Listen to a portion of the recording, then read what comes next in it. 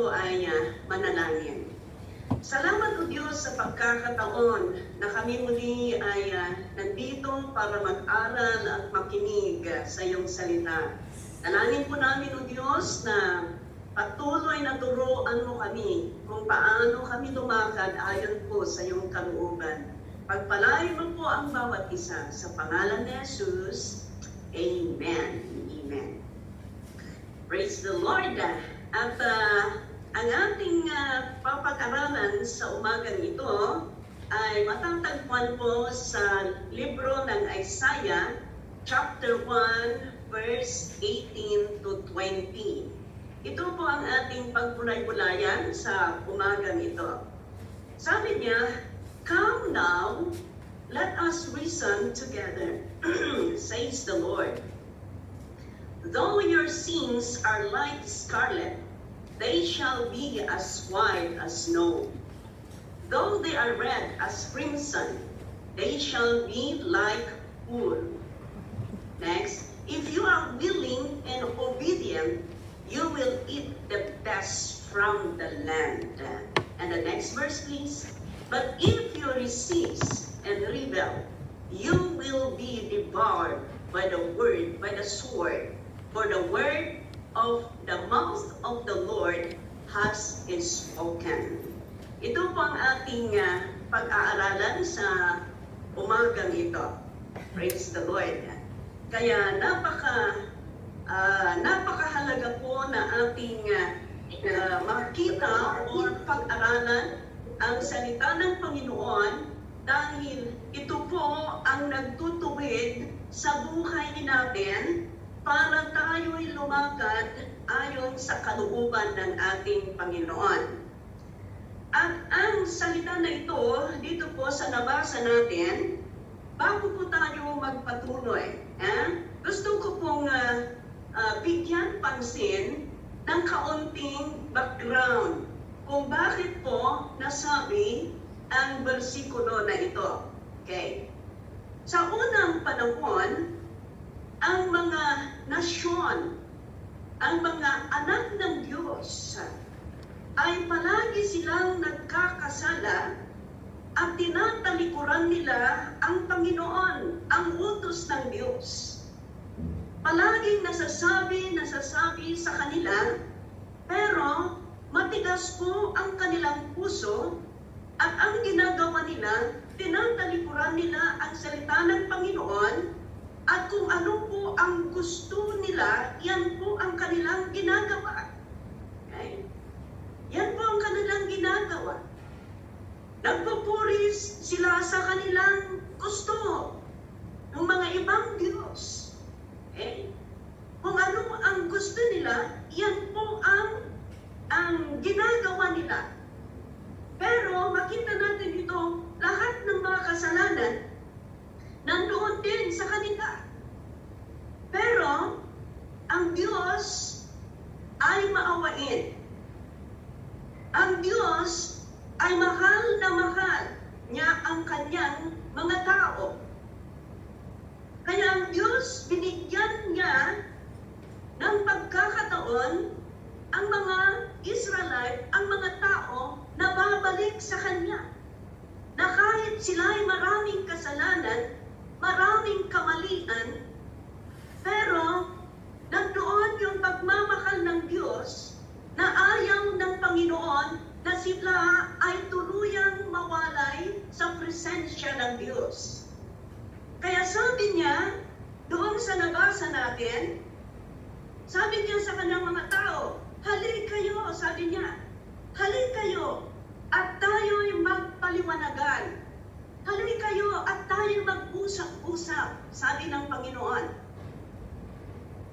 "Gaano man kabula ang iyong mga kasalanan," sabi niya, "or gaano man kakapal, gaano man kaitim, gaano man kadami ang iyong mga kasalanan," sabi ng Panginoon,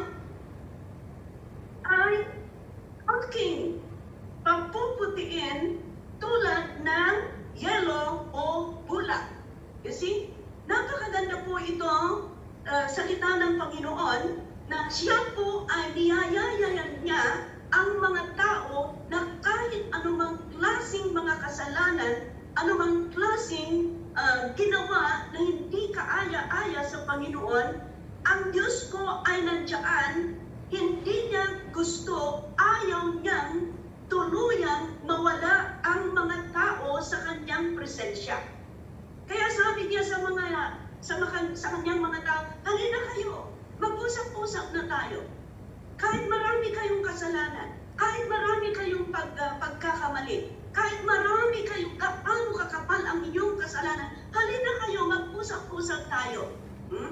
Ibig sabihin, may solusyon po mga kaibigan. Kahit anuman ang kasalanan, kahit anuman ang ginawa natin, kung tayo ay magre-respond sa invitation ng Panginoon na sabi niya, hali kayo, mag-usap-usap tayo. Hali kayo, magpaliwanagan tayo. Okay? Ibig sabihin, anuman ang kasalanan, anuman ang ginawa ng bawat isa, may solusyon yan kung tayo po ay lalapit sa Panginoon. Dahil mahal po tayo ng Panginoon. Kaya nga ang title ng pinapag-aralan natin ngayon is The Power of God's Love. Okay? Okay. Kaya makita natin dito, hali kayo, sabi ng Panginoon. Kaya kaibigan, ang Diyos ay hindi po nagbabago. Ang Diyos ay, siya ang Diyos noon, ngayon, at magpakailanman. Kung minahal ng Diyos ang kanyang mga anak noong unang panahon at kanyang pinatawad, ang Diyos pwede niya din patawarin ang bawat isa sa atin. Kaya huwag po tayong matakot na lumapit sa Panginoon. Huwag po tayong mag-alala na lumapit sa Panginoon. Lumapit tayo at sasabihin natin, Lord, nagkulang po ako. Ito po ang aking kamalian. Ito po ang aking kasalanan. Alam ko po, Panginoon, na ikaw po ay mapagmahal ng Diyos kung ako po ay magpapakumbaba sa iyo. Kung ako po ay lalapit sa iyo na may pagpapakumbaba, alam ko po, Panginoon, na ikaw ay magpapatawad na Diyos. Hallelujah! Amen! Kaya, salamat dahil mapagmahal po ang ating Diyos. Kaya, kahit anuman ang kamalian natin, kahit anuman ang kasalanan natin, kung tayo po ay lalapit at magpapakumbaba sa ating Diyos, ang Diyos po ay maawain, ang Diyos po ay mapagmahal, at patawarin niya tayo.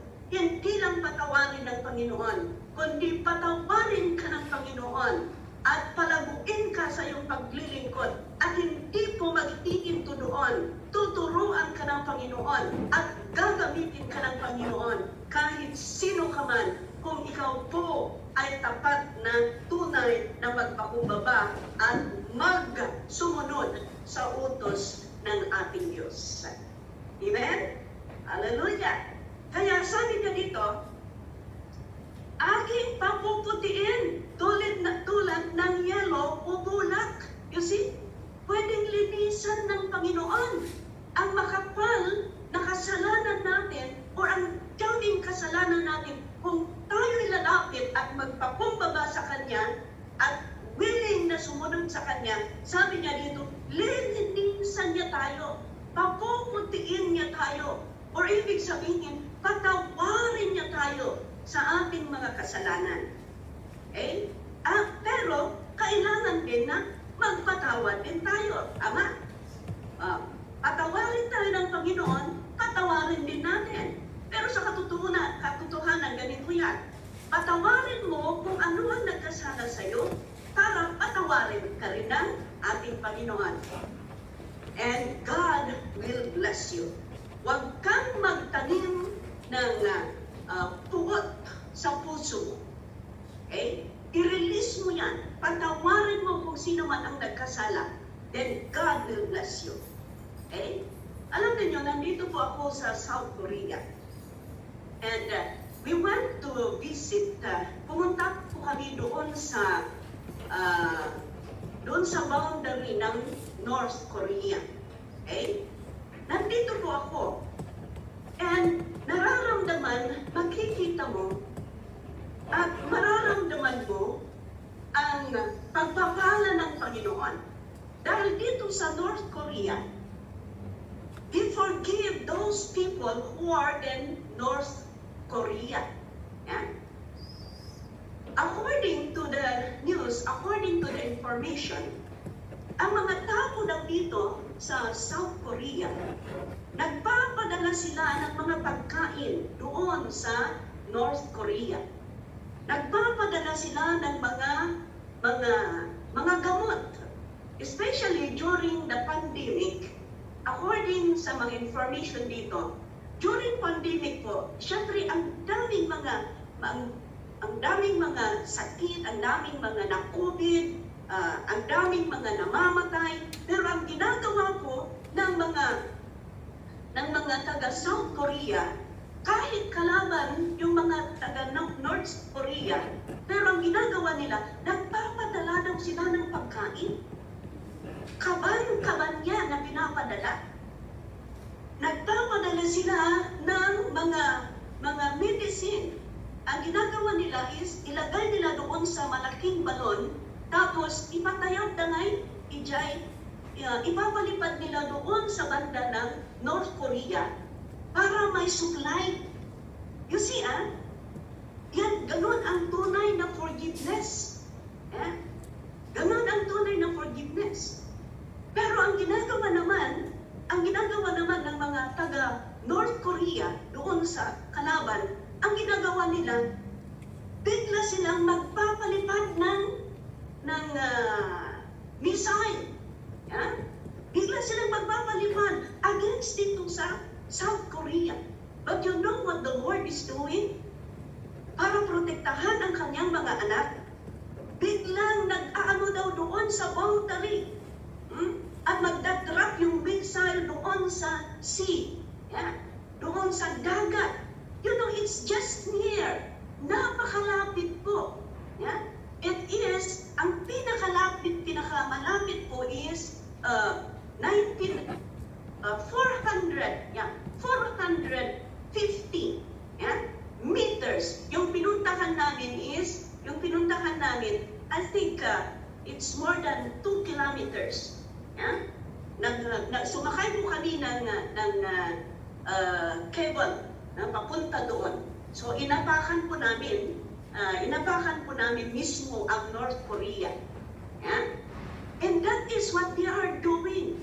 But you see, because this South Korea, talagang nandoon yung forgiveness nila, at kahit pa paano, kaya nga sabi ko, sila pala ang nakakatupad.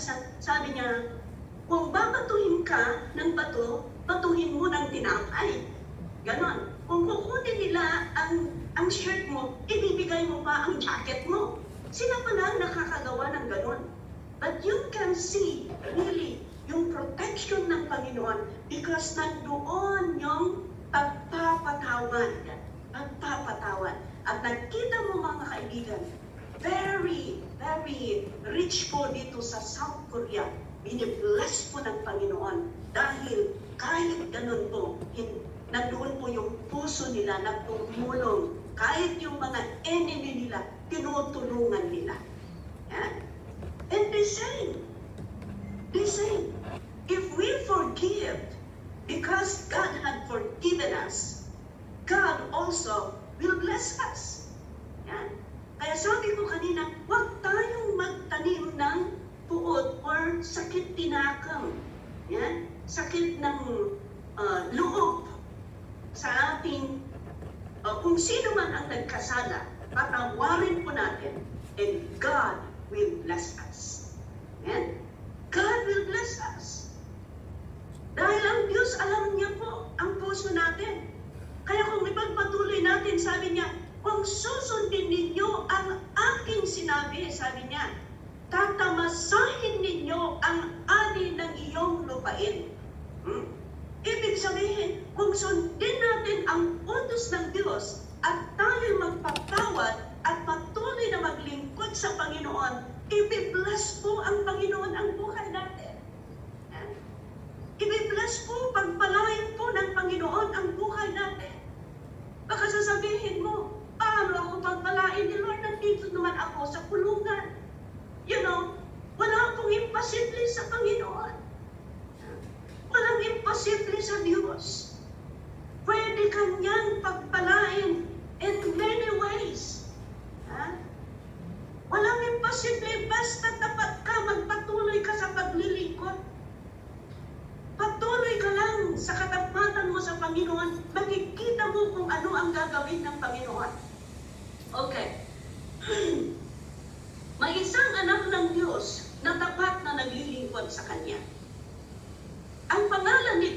si Joseph. Okay? Huwag na nating basahin. Basahin ninyo kung may Bible kayo doon sa Genesis chapter 37 hanggang chapter 41. Basahin ninyo kung may time kayo, no? Si Joseph po ay tapat sa kanyang ama, tapat sa Diyos. Okay? Siya po ay nasubok sa pamamagitan ng kanyang mga kapatid. Dahil nagselos po ang kanyang mga kapatid, dahil nakikita nila kung gaano po kamahal ng ni Jacob si Joseph. Okay? Pero gusto kong ibigay ito para magbigay ng kalakasan sa ating paglilingkod. Okay? So, ang ginawa nila, pumunta sila doon, nag-alaga nagpastor ng mga kambing, animal.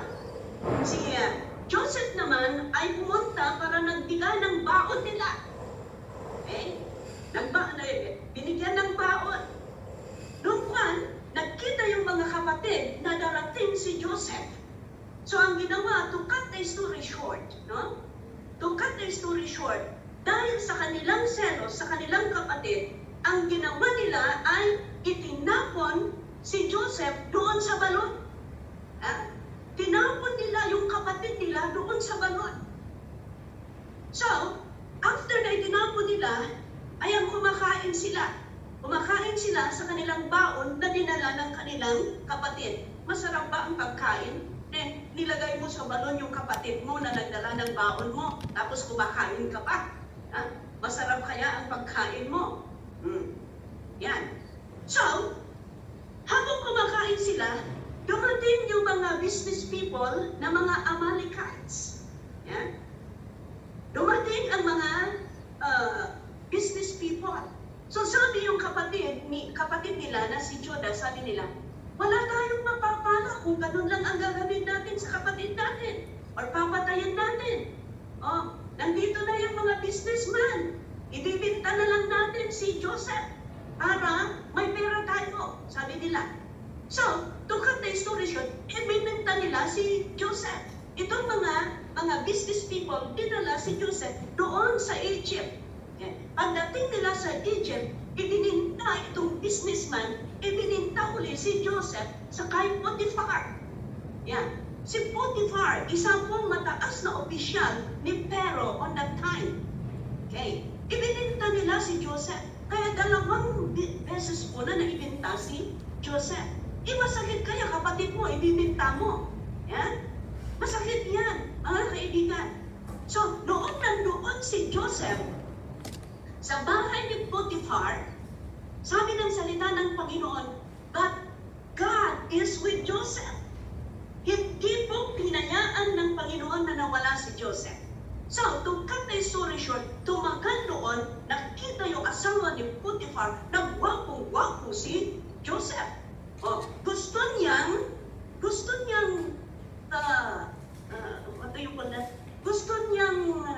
katulog si Joseph. Ibig sabihin, she is trying to tempt Joseph. But Joseph ran away. Nung napakinggan, noong sinabi ni asawa ni Potiphar, pinaliktad niya yung istorya. Ang sinabi niya sa asawa niya, itong hudyo na, itong batang dinala mo dito, gusto niya akong gusto niya akong i-rape. Diretso na lang, ganon. Pero hindi totoo yan. Alam niyo ang demonyo nagbabaliktad. Kaya nandun kayo sa kulungan kung iba sa inyo dahil nabaliktad ang mga kaso ninyo. Tama. Pero hindi natutulog ang Diyos. So ang nangyari po, dahil naggalit yung nagalit si Potiphar, dinala niya si Joseph doon sa kulungan. Kaya naikulong din si Joseph na hindi niya kasalanan. Pero sabi ng salita ng Panginoon, ang Diyos ay nandiyan kay Joseph. Noong doon sa kulungan, nakuha niya ang pabor ng Panginoon dahil siya tapat naglilingkod. May nanaginip doon at si Joseph, ibinigay niya kung ano po ang kasagutan ng panaginip na yan. And there is a time na nanaginip yung hari, si King Pharaoh. Sinabi itong cupbearer, cupbearer, na at saka yung gumagawa ng tinapay doon sa kulungan, sinabi nila sa hari na yan na may Hudyo. Na alam niya kung ano ang kasagutan ng panaginip. To cut the story short, tinatawag yung hari si Joseph.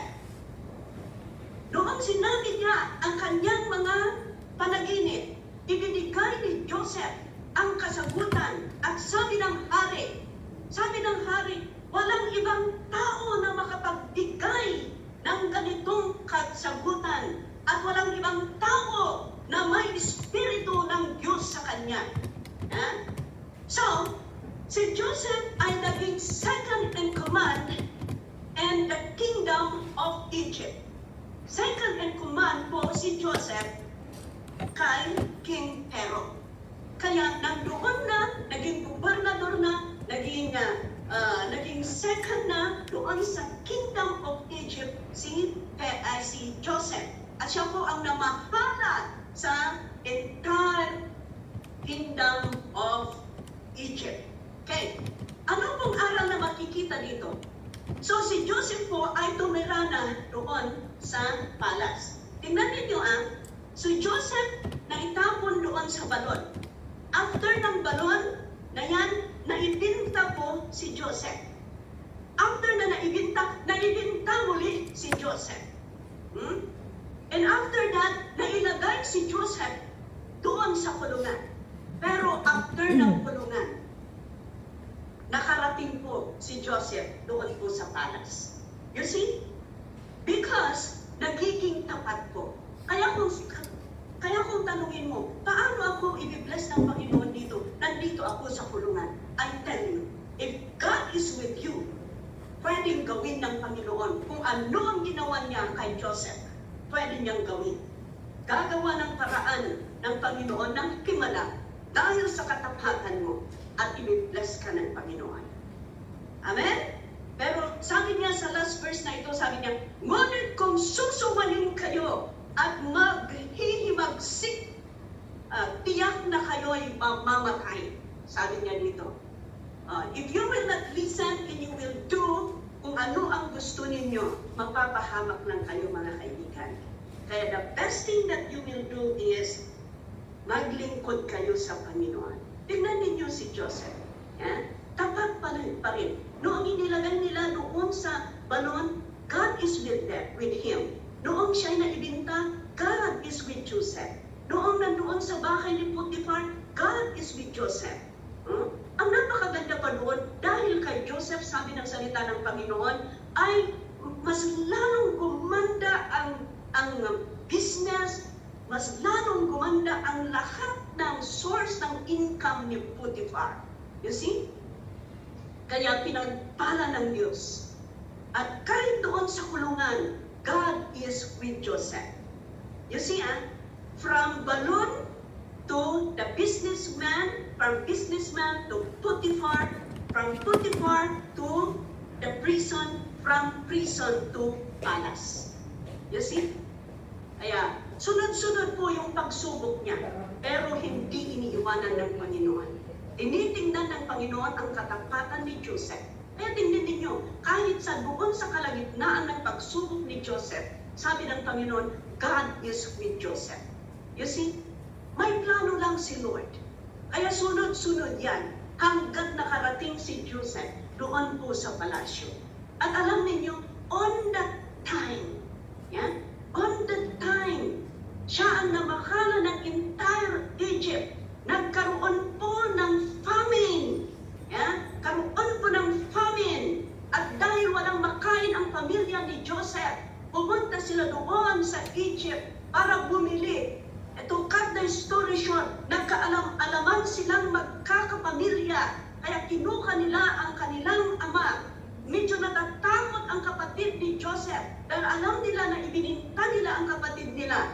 Pero alam niyo ang sabi ni Joseph, huwag kayong matakot. Ako ang kapatid ninyo. Plano ng Panginoon na ako'y nauna dito sa Egypt para tayo po ay maliligtas sa famine na ito. You see, walang kahit kaunting tuod sa kanyang puso. kundi nandoon yung forgiveness, nandoon yung pagmamahal. Kaya si Joseph at yung mga kapatid, the whole family, naligtas sila ng famine dahil kay Joseph. Anong ibig sabihin nito? Kung ikaw ay patuloy na tapat na naglilingkod sa Panginoon, hindi ikaw lang ang pagpalain ng Panginoon, including your family. God will bless even your family. Amen? So, may the Lord bless each and every one. Huwag tayong tilukano, hantayong agilumang, hantayong agimulat ni sakit tinakam. Huwag tayong magtanim ng puot sa puso natin.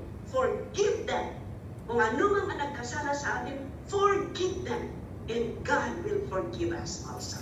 And not only that, pagpalain po tayo ng ating Panginoon. Amen? So, oras na po mga kapatid. Salamat sa Panginoon. Ganun po ang gagawin natin. I-enjoy po ninyo, kahit nandyan kayo, i-enjoy po ninyo, makinig sa salita ng Panginoon, mag-aral ng salita ng Panginoon, dahil pinahanda kayo lang ng Panginoon. At kung makita ng Panginoon ang katapatan ng bawat isa, hindi po kayo pababayaan, kundi pagpalain at gamitin din kayo ng Panginoon. Amen? Hallelujah! Nandito po kami bilang kapamilya ninyo, kasama ninyo na nananalangin. We are praying for you. We are praying for you that someday, somehow, lalabas kayo dyan, at paglabas ninyo dyan, gagamitin kayo ng Panginoon. Salamat o Diyos sa oras na ito. Salamat sa salita mo na naipahayag sa iyong mga anak. Dalangin po namin o Diyos na pagpalain mo sila. Patatagin mo ang puso ng bawat isa. Kung ano po ang ginawa mo kay Joseph na hindi mo siya pinabayaan, pwede mong gawin din sa bawat isa, sa iyong mga anak na nandito po, Panginoon, sa bilangguan. Father, I pray and I speak your blessing upon them. We bless you, Lord, in Jesus' name. Amen. Salamat po mga kapatid, and salamat po mga warden and officer.